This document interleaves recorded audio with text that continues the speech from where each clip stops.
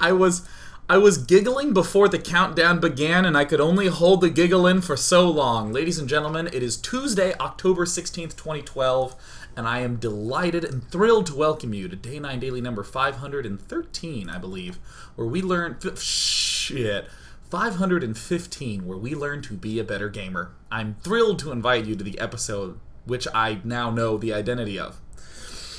In today's daily, we're going to be talking about the optimization of Protoss build orders. We've talked about this notion of the Orca method, about ordering your buildings, refining it, comparing it to how you were doing before, and adding other things. We tried to do one that was Zerg focused last week, and even though we got the concepts down, I'd had a long day and proceeded to botch the live demonstrations. But fortunately, today I have come prepared to talk to you about the Protoss version of it, where we have to worry about a couple of weird extra things. I'll tell you the two big things that make Protoss build orders a little unusual. The first one is Chrono Boost. We have the ability to allocate our energy in various ways. This can speed up our upgrades. We can ramp up our probe production. But, for instance, when we ramp up our probe production, it drastically reduces the amount of money we have. So we have to figure out how to account for that.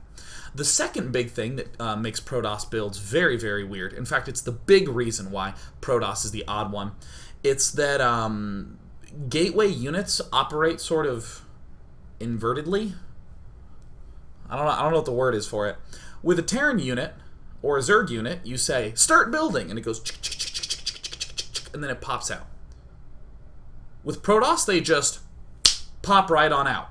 And then you wait a while till you can build the next one. And this is very important because most generally, you can defend a lot easier as Protoss because you leave everything idle and then you see his units coming. Warp in one round, and then by the time he's gotten to your base, you warp in another round.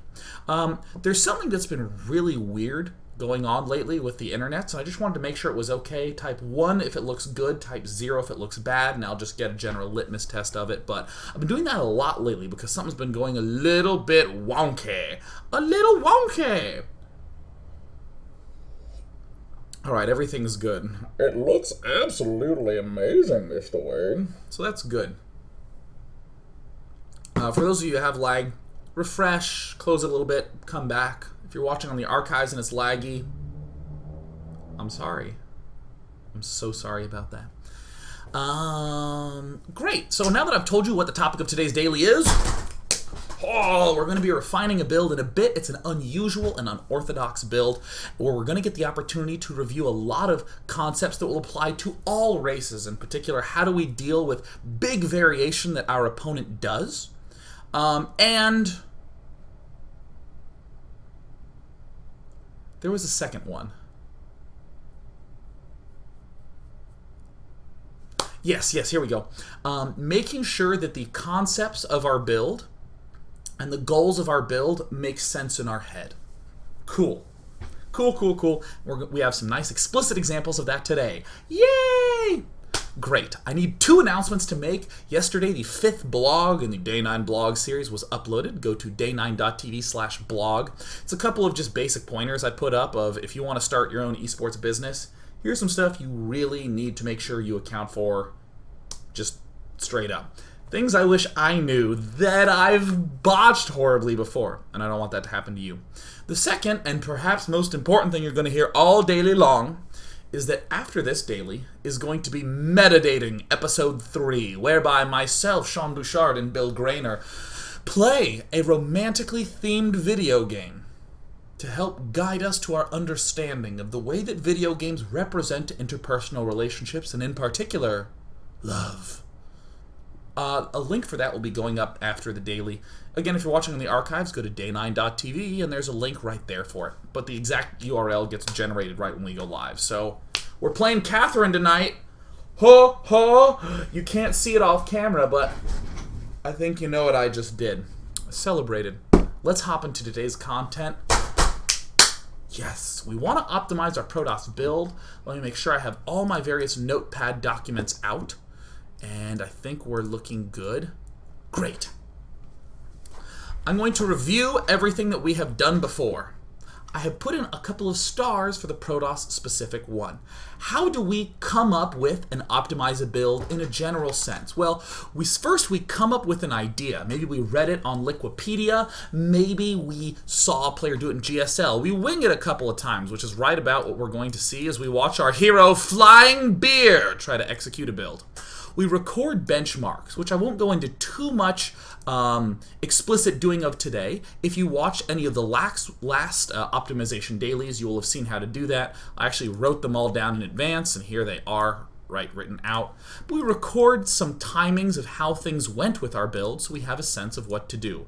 And then we have our Orca method: order, refine, compare, add. We get an order for our buildings that we want to do. We refine them. We play through it many times to try to smooth it out and get things faster. And then I put these extra stars for Protoss that we'll get to in a bit. We compare. How are we doing? We compare them to our old benchmarks that we have written down. And then if we have any extra money, we try to get extra stuff. Like an extra forge, an extra upgrade, an extra engineering bay, or, as I like to say, think in terms of getting it faster. After we've done the buildings focus of the Orca, we step into units where we try to be lean, we try to make sure we have enough defense, we cut some units to save us some money, and then we just do a smaller Orca for the units. And again, we order our units. Sure, I might wind up with Zealot Sentry in the mid-game, but did I make the Zealots first? Did I make the Sentries first? Refine that, get those exact numbers, make sure that we're still doing well, and with any leftover money, let's try to add on more buildings. And I want to emphasize the buildings because at the end of the day, if any of you have been trying this Orca method, you're starting to see over time that the buildings are the only thing that matters. Also, I'm sorry it has a catchy acronym, Orca. It totally sounds like one of those self-help seminars that would scam you out of a ton of money. Are you feeling down? Do you stay up at night thinking about things? The Orca method is for you. I'm sorry it has that flavor to it, but it just showed up! And I've literally done this, do the order, refine it, compare it to what I was doing before, and add more. I've done this my whole 15 years of playing video games, or excuse me, playing StarCraft competitively. It works. So what I want to do right now is I want to come back to this little thing, and I want to note that use your intuition, because we are going to use our intuition to be kick-ass in the construction of our build. So, okay, I want to step up here and do the come up with an idea and wing it a couple of times and introduce you to our hero, Flying Beer. And it's at this point that I want to just make sure that I have the sound on. God, I'm good at my job. Here's what we're going to see Flying Beer do right at the outset. We are going to see him go for an unusual gateway first opening against Zerg. He's going to transition into dropping with warp prisms, and then he's going to take a third base. We're going to speed through it very, very quickly, and I'll just narrate over it. Ordinarily, I like to turn off the health bars because I think it's very, very ugly from an observer standpoint, but I'm going to be playing in a moment here. What we're going to do, I'll actually note this right now, what we're going to do is we're going to watch this build. Then we're going to step into the process of optimizing it under our expected circumstances. And then in part number 3, and hopefully a little bit at the end of part 2, we'll get the opportunity to explore what if he's cheesing us? What if there's something scary coming and he's trying to kill us? How do we account for that? So cool. The expected way of playing is that you're going to play against a Zerg who will not be aggressive early, who will do something like pool first and then expand. That is the expected way to play. In fact, most Zergs will be gearing up to take a third base reasonably quickly. So what do we see Flying Beer do? He goes Gateway, Nexus, and then he's going to get himself a Zealot. He's going for this Assimilator. Obviously because gas is important, and he's starting to create a little wall off at the front. I'll notice right off the bat how interesting that he's going for a gateway first opening instead of for a forge first opening. That's honestly one of the reasons why I selected this build. This is becoming quite popular, particularly among the Korean crew. Fanatics Oz has been doing gateway first openings a lot. Naniwa has been using it a lot. If you're on the Korean server for SC2, a lot of Koreans are doing it, just due to the fact that players are starting to realize, wow, what can Zerg really threaten me with? Most Zergs are even cutting Lings at the start, or maybe making 2 or 3 to just make sure they get their third base up. There's not really a need to get the forge and cannons. So players are cutting the forge entirely. We see our hero Flying Beer begin to get himself the Warp Gate upgrade. And what did I say before everything begins?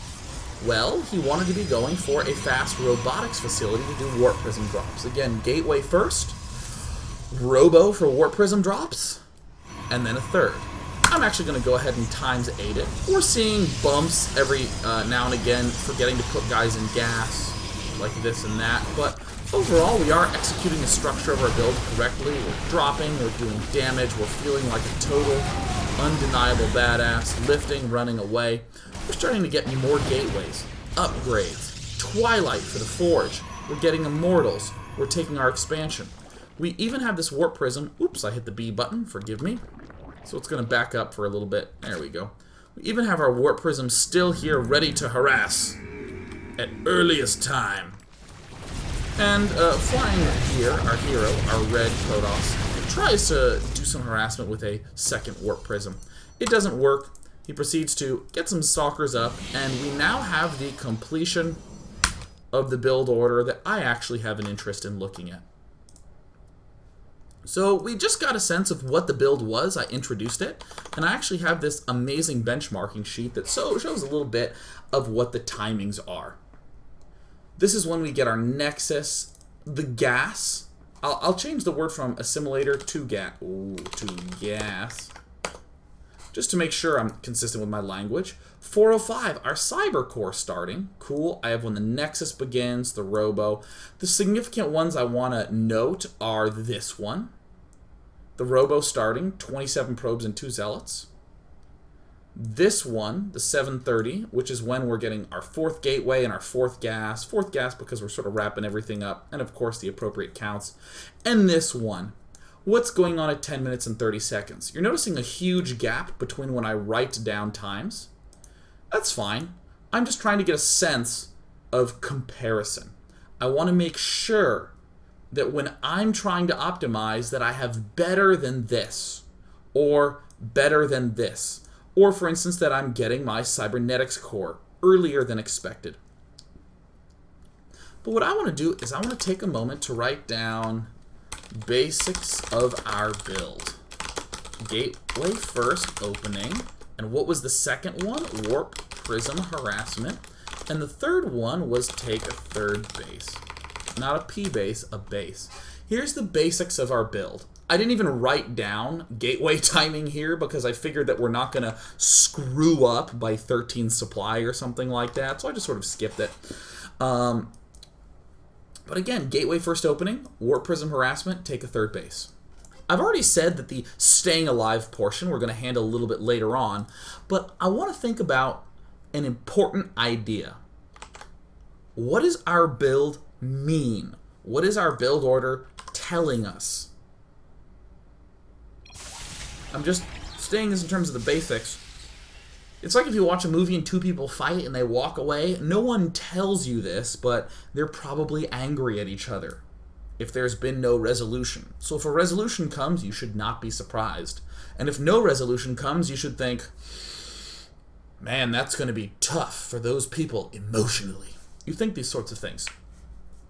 So, same thing should happen with our build order. If I say gateway first opening, what does it mean? What does it mean?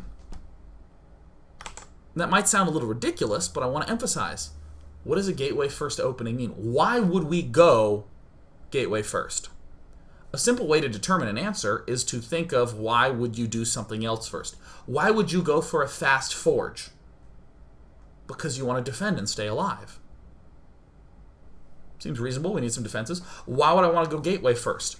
Maybe it's attacking him earlier is a reasonable thing, but we're not actually doing any attacking here, so why would we go for a gateway first? Because we want to get our tech faster. We want to get our cybernetics core up faster. That's the really big reason. And the one thing that I want to note is that the answer for why with your build, and here comes something freaking important. In fact, I'm going to punch things so that way it sticks in your brain. Whatever your answer is, it should have the word faster in there somewhere. Almost always this is the case. I'm building a lot of gateways early because I want to attack him with more units faster. I'm building an early first gateway so that way I can get my tech up faster. I'm expanding so that way when I attack him at the 10-minute mark, or so that way that attack I want to do, I can do the same size attack a little faster, a little bigger. You always want that to be actually I said it backwards. Crap. I said it backwards. I totally said it backwards. I love that I made a huge point of it and then completely misstated it. Because in the middle of the statement, I was like, wait, that's not what I want to say. I'm going to try it again.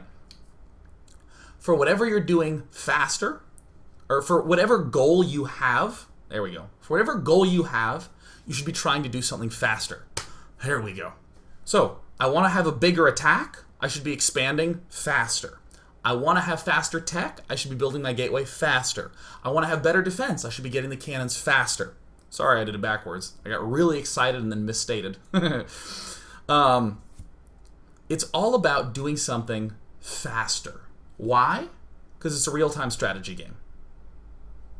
Everything is based on time. Everything's based on timing. So faster is the goal that you want to be setting up for down the road. So that's something that I'll note. So if we go gateway first, we're trying to get our tech up faster. So this warp prism harass, why are we doing the warp prism harass? Is it to do damage? Is it to secure a third? Every one of these things should link together. They always got to link together. So I'm going to go gateway first, so that way I can get my warp prism harassment up a little bit faster. And while I'm doing that warp prism harassment, this will give me an opportunity to take a third base, because I will have a robo bay already from the warp prism, so I can make those immortals. And I can also distract him while I'm taking a third base. It all works together. If you're going forge first, you might say something like, well, because I'm going forge first, I want to try to... if I'm going forge first, why does that work well with my warp prism harass? Well, not only does it help me stay alive, but also I can get that +1 upgrade early for my immortals. You always want to have a justification for how everything's working together. So cool, we have everything here.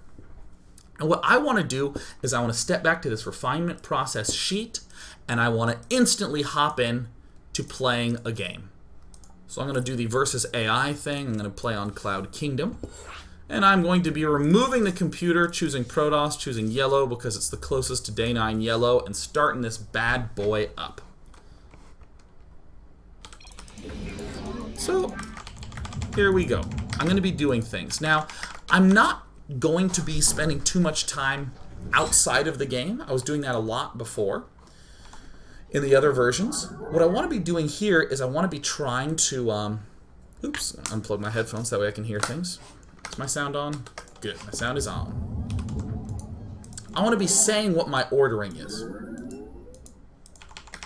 Now, I've already written down all the benchmarks for my timing, so I'm happy to look at those in a bit. But remember, I'm not going to compare to those timings immediately. First, I want to get an ordering down. So, I'm going to be early expanding off a gateway. And an interesting question that's going to come right off the bat is, how on earth do I get this wall off up here at the front so that I'm safe and sound? So that way, if he does some attack, I don't die right off the bat. That's a significant question, and I think I want to wall off with a gateway and my cybernetics core as early as possible. I don't want to build my first gateway out there because then I lose instantly to a 6 pool. No real reason to cause a loss to a 6 pool. Oops, otherwise our build is just outright bad.